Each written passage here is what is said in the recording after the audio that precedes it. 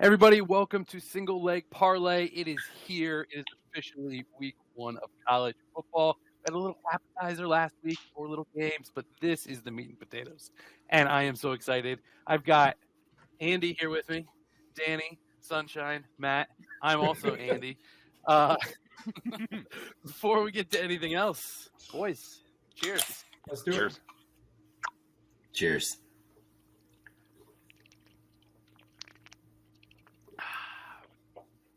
All right, what is the week 1 matchup that you are the most excited for? It doesn't have to be the best, but I am going to add a rule. You cannot pick your own team because I think we probably all do that if we could. So leaving out your own team, what is the matchup that you are most excited for this week? Matt, you want to go first? Yeah. I'm really excited. This is going to be a weird choice because I can see this being a low-scoring game, but I really want to see Notre Dame, Texas A&M.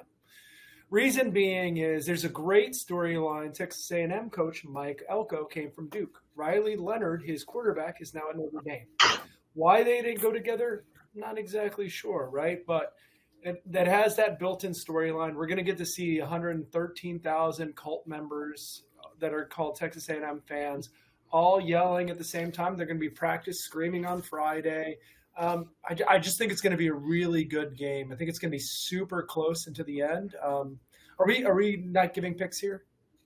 Yeah, we can save those picks. But I do think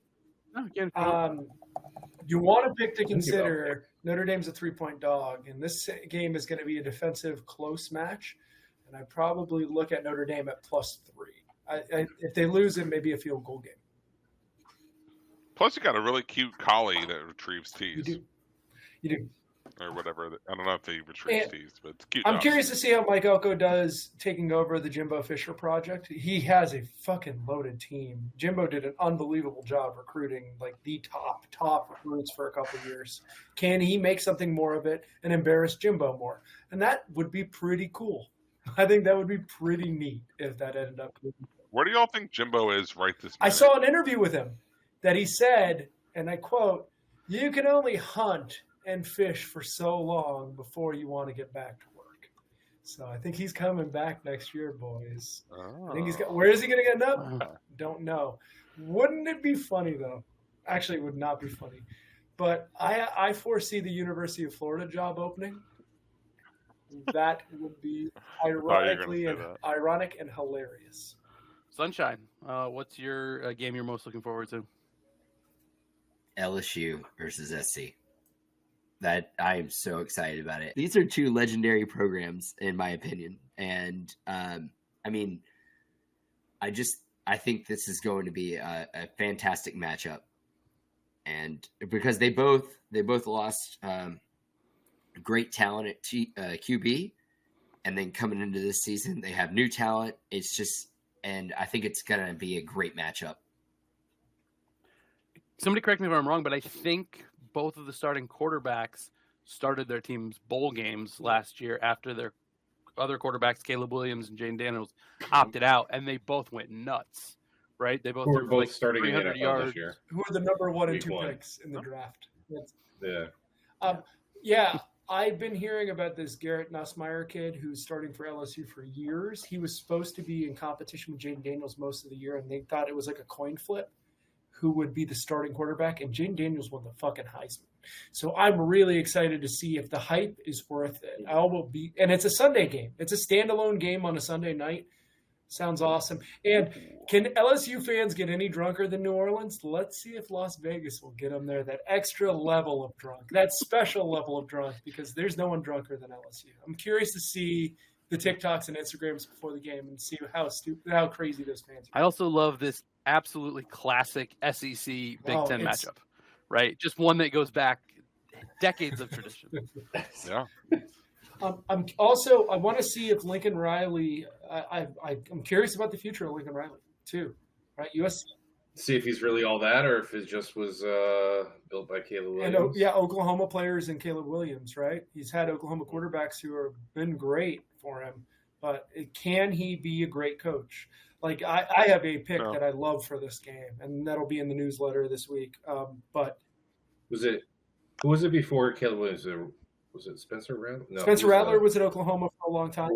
who's also gonna maybe start in the And, NFL. He looks good.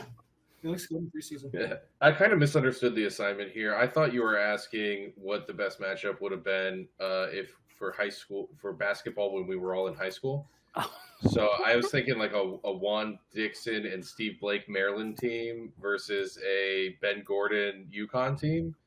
So that's what I picked here, Maryland UConn. Also, you guys picked all the good ones. I wasn't allowed to pick Miami and Florida. USC LSU was gone. I mean, Clemson Georgia. Those are the big ones. So yeah, I went with Maryland UConn. Yeah. Lay the points. Love it. Lay the points. UConn sucks. Lay the points is the best way to end that. You're right. Lay the points. We do pride ourselves as the football podcast that talks the most about the worst teams. So picking UConn here is very on brand. I love it. It was hard Really- to decide between this one and the UMass game. You're the only one who understood the assignment, Danny. At least we The have rest of us bets on the fucking- UMass game. All right, I'm gonna go with Miami at Florida. It's just such a fun rivalry. They absolutely hate each other, and in state, back from the days when they were both good at the same time, in the '90s, early 2000s. And this is a really important game because Florida should be pretty good, but they've got a crazy hard schedule. So these games that are even going to be relatively close, they have to win. And Miami has aspirations of winning the ACC and getting that playoff spot, and it starts right here. So very, very important game for both teams. I'm really curious about the Florida quarterback situation. I think I talked about this before. Graham Mertz was pretty good last year, right? But they have this kid, DJ Lagway, who I've heard he was like one of the top quarterbacks coming out for Florida. And coming out of high school, going to Florida, and he's supposed to be amazing. He's been great in camp, and I'm curious to see if you get him unleashed. I don't know what everyone's leans on this game are, but this is going to be an absolute. It's going to be awesome. I am really excited to sit on my couch at 3:30 and enjoy every minute of it. And I never want the Gators to win, but I'm taking Gators plus 2. Preach, brother, preach. Al, your thoughts on this? Yeah, so DJ Lagway, you're talking about Chris Leak Jr.? Chris Leak was pretty damn good in college. No, he wasn't, though. What? Chris What? Leak wasn't good in college. I'll do it again. What? What? Fine. No, It's so, fine. okay. He won a here's my national thought. championship. Yeah. Did he? Did he? I was on campus at UF for that national championship game. It was Okay. nuts.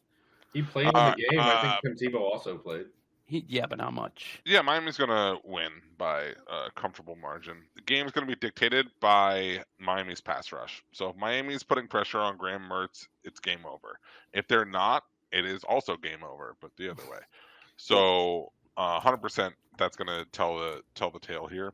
So we're going to know pretty early which side's going to win this one. You'll hear a lot of talk about Miami's offensive line that we bought, or our running back room, or the wide receivers that we're returning, and the couple of new guys that came in. Miami has two distinct advantages in almost every game we played this year. One is going to be Cam Ward, right? He's one of the best quarterbacks in college football. We're not going to play a lot of teams that will have a better quarterback than us this year. Hopefully, like if it translates to another team and a different offense. And Ruben Bain. Ruben Bain's might be the best defensive end in college football. He's fastest off the ball. He's kind of plays interior line also because he's a little bigger than a traditional outside, linebacker type pass rush guy. So he can do a lot. He stops the run. He's one of the best defensive linemen out there. So those are our two, real difference makers, first round type guys. Outside of that, I don't think we have these significant advantages that all the people are saying, and it's whether or not those two will be enough to show that we can really make a difference. I don't think we win the game. I think it's just very Miami to go into a big game like this with a lot of hype and lose the first game. That's very true. That is very true. How many wins? I think the other thing. Oh, How many wins would it be ahead, for Matt. you to change your perspective on Miami? What would you need to do? You always seem to be so skeptical. Like if you won a natty this year, would you go into these games expecting to win them? I don't know. It's 20 years of mediocre, bud. So I get it. Like I said, I think this game's going to be close. I understand your skepticism, but Miami has the better talent. If it wasn't in Gainesville, in the 20 years 20 years of mediocre started right after a national championship. So if we won one this year, I would be very happy about it, and then I would expect next year to be mediocre again. Outside of how this game shakes out, I think I'm interested in seeing how the offensive line holds up against SEC talent on the front, because historically Miami's never had a very dominant offensive line. Well, post Natties, right? So essentially the past 20 years. But they've got legitimate talent there now, and I'm excited to see how they hold up against SEC caliber defensive front. So Miami's usually had one guy on the line who's really good and a bunch of guys who aren't. Like the NFL is littered with guys getting $70 million contracts that went to the University of Miami to play left tackle or right tackle, or the Vernon Careys out there that are all over the league. But we haven't had like 5 in a row that can stop. Like our interior line is bad if our tackle. I don't know if there's been anyone lately. But yeah, generally speaking, I think you're right. So I think this is probably the best Miami offensive line across the board that we've seen since we went there, probably. All right. Al, what is the game you are most excited for this weekend? Yeah, you're all stupid idiots, because the best game of the week is clearly Clemson, Georgia. It's a noon kickoff, so it starts our weekend off.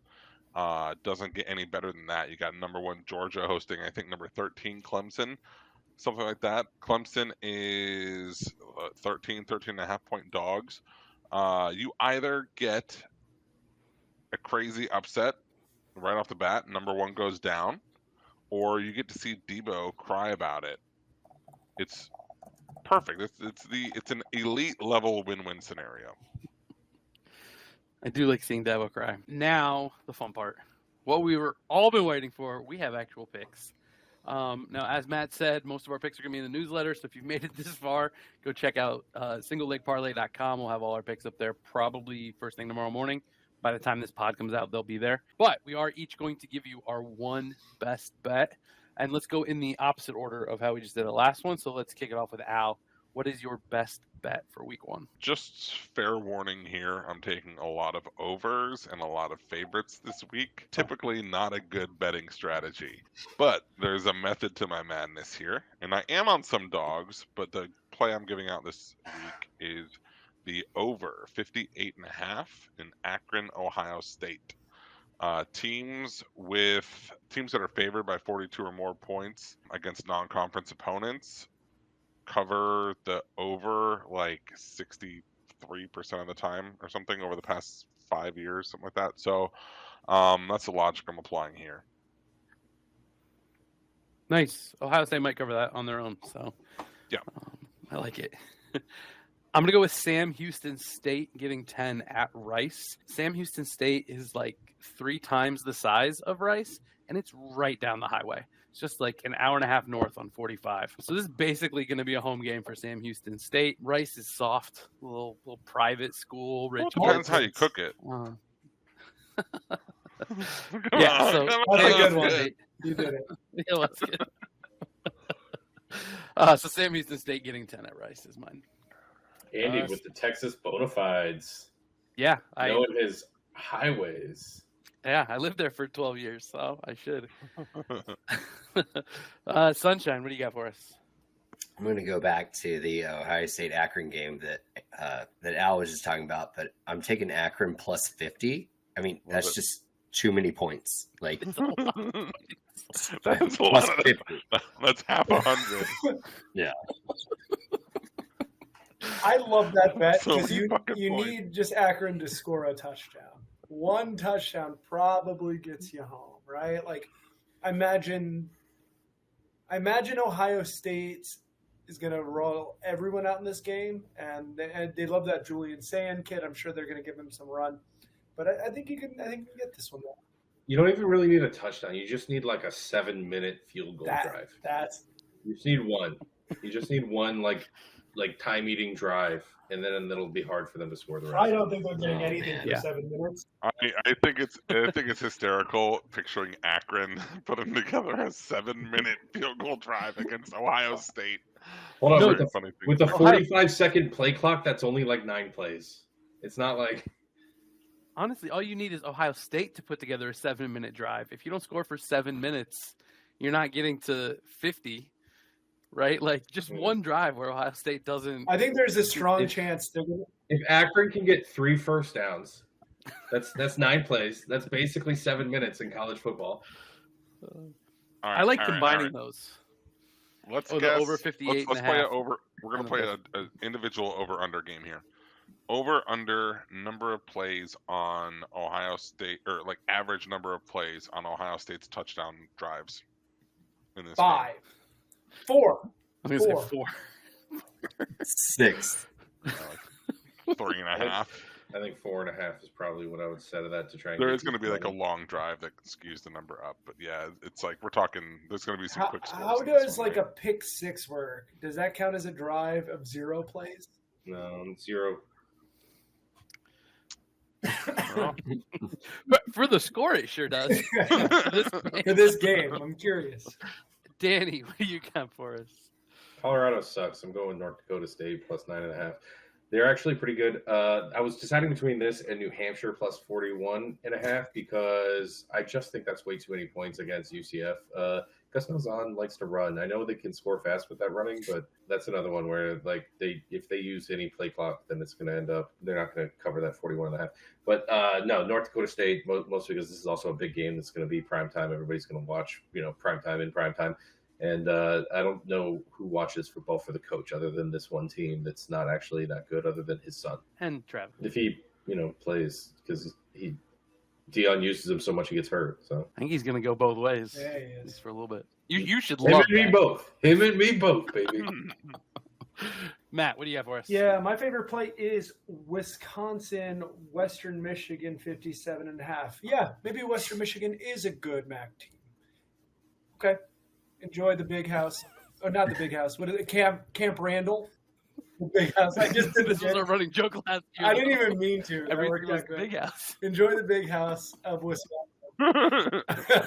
Enjoy Camp Randall and playing against usually a good defense with Luke Fickell in the helm.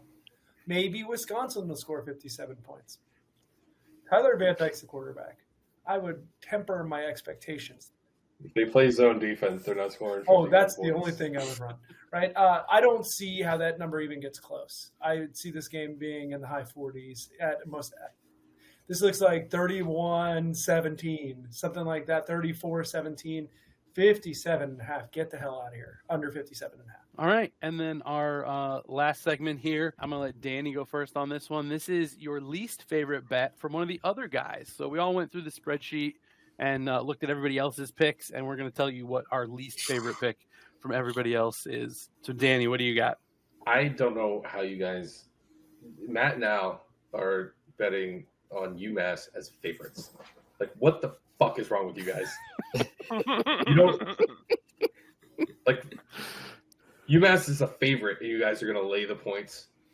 What are you doing? I'm fading you. I'm taking the 1.5. I know it's a directional Michigan school. I don't even care which one. I'm taking the 1.5. What are you Danny, doing? can I What are ask you a doing? serious question? When was the last time UMass No. was favored? Never. Someone may know something. There may be some juice to it to give them that, lay that 1.5, or you can round robin against it, and that may be also smart. But Eastern Michigan is a trash. Dog They're shit. very bad. Dog shit. And if UMass is the favorite, someone's got to know something that I don't know, and I'm going to follow that favorite idea of them being 1.5 points better than Eastern Michigan. It's a terrible bet. You guys are idiots.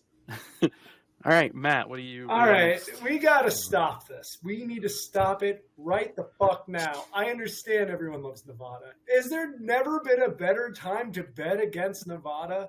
Nevada is going to be overvalued in this game because of the SMU game. Troy's good. Just in case you guys didn't know, Troy is not a bad team. They're a good football team.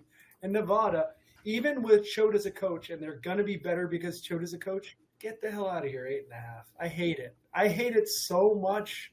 I guess we could both win technically. If I got it at 8.5, you guys got it at plus 9.5. If it's a 9-point win, it's something that everybody wins. Troy wins by 9. Everyone kicks a goal. But I hate that bet so much. Hey, just to jump in real quick, didn't Troy win or at least play in their championship last Sure did. season? They lost some players. Don't get it twisted. But you could lose. The quarterback could lose his arms, and I still feel better about Troy. No, man, Brendan Lewis looked good. They were letting him run. Okay. Yeah, I think he had Yep. 80 Andy yards. thinks Nevada's going to Spirit Airlines their way past 2.5 wins. So they got to get this one if they're going to do that. Awful. Welcome All right. to Frontier. So now that Danny and Matt have shit all over their closest friends in the whole world, I think Sunshine and Al and I all kind of feel the same about this, and I'm going to let Al, take it on behalf of all three of us. Yeah, I went through my picks, and I just made this note real quick on which bet I like the least. I just said, no way. I love and respect my friends. Yeah, exactly. Well, Al, Word. just to be clear, your friends didn't lay any points with UMass. That was you. That was you.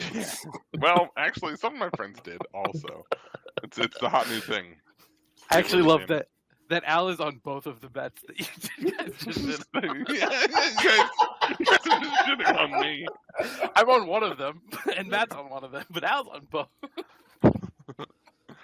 Dirty dogs. Laying Love it. points with UMass. What the We don't have a lot of fights. Looking through the list, I was gonna, pick something that I was going the other way. If I had to pick something, I know you're not supposed to overreact. I'm not laying 17 points with FSU against anybody Fair enough. this week. I don't care who it is. I'm not laying 17. I will have you know I'm also on FSU know. minus 17. Sunshine, would you like to shit on one of Al's bets? Yes, Sunshine, how do you feel about Nebraska or Syracuse? Charlotte? Are you fucking kidding? I almost picked against it. I wanted so bad. I probably going to pick against Charlotte. All right. Anybody have anything This else before we might wrap be it a up? good time to let the listeners know. I did not do very well on college football picks last year. I was, I think, a game or two under 500. But Were out you? of 100 picks or whatever it was. Basically, Al was worse than me on college football last year. I'm how having bad he fun. was. I'm That's having how bad he was. He was worse than me at picking college football games. Andy, last can year. I ask, The butt of the joke. before we go, can you tell me your read on the Clemson-Georgia game? What's your numbers say? I like Yeah. Georgia to win by 13.5, but I also like the over more.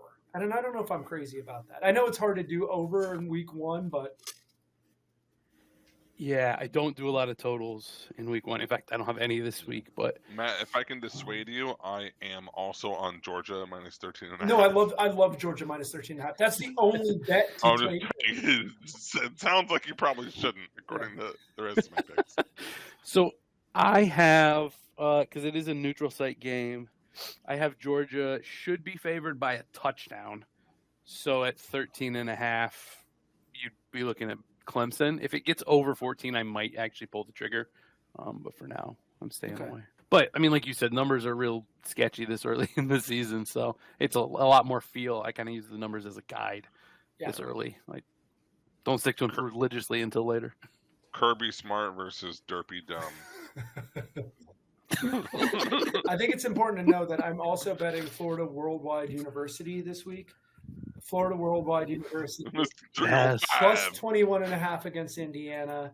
Come along for the ride. Pitbull's going to be in the house. They're dedicating this team. John DePaul. Indiana, I love Signetti, the coach. I think they'll be good with time.